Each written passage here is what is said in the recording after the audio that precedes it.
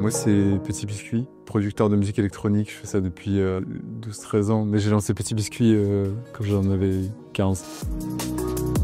Souvent, ma musique, quand je la mixe en stéréo. Et c'est toujours compliqué de faire coexister plusieurs instruments différents en stéréo.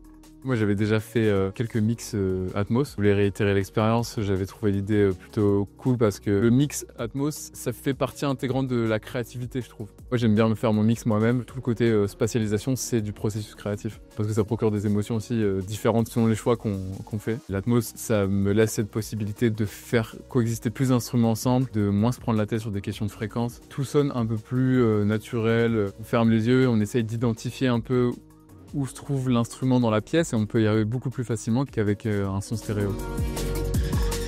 Toutes les petites textures que parfois j'ai envie de mettre à fond sur les côtés ou derrière ou que j'ai envie d'isoler spécifiquement, c'est des choses que j'aurais plus besoin de faire. Avant, j'avais une petite appréhension de l'Atmos parce que quand on fait de la musique électronique, on a un rapport kick-bass très particulier où en fait dès qu'on les place dans l'espace, c'est toujours un peu tricky et là je trouvais que c'était particulièrement réussi du coup.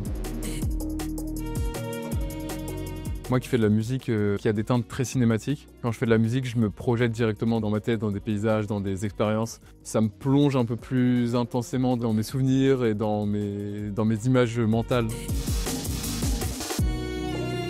Là, tout à l'heure, c'était plutôt cool parce que c'était plus de l'ordre de la surprise, c'est-à-dire je me laissais un peu surprendre, comme si on avait réinterprété mes sons. Il y a un son qui était en collab avec un artiste qui s'appelle Asdek, qui s'appelle All Over. J'ai trouvé super intéressant parce que je trouve que la voix se prête parfaitement à de l'Atmos. Elle cherche à jouer, à parler autour de soi et je trouve que du coup ça a été ultra bien interprété. Ça marche super bien avec de l'Atmos. Dans un autre registre, il y a un nouveau morceau que j'ai sorti qui s'appelle Let You Know. Je trouve qu'il marche ultra bien parce que j'ai redécouvert des layers, des couches d'instruments que j'avais mis, donc je me rappelais même plus.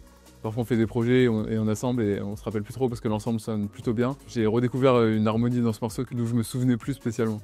C'est une touche de précision en plus. Moi, je suis particulièrement dans le détail quand je fais de la musique. Parfois, il y a des décisions de mix que les gens n'entendent pas du tout sur un mix stéréo classique. C'est-à-dire, moi, j'ai genre 3 versions de mix et on me dit, mais c'est les mêmes.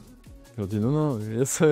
J'ai besoin de leur dire pour qu'ils remarquent. Je pense que tout sera plus évident en Atmos et du coup, j'aurai un peu moins besoin d'expliquer aux gens. C'est juste, on met play et on leur dit, bah écoutez.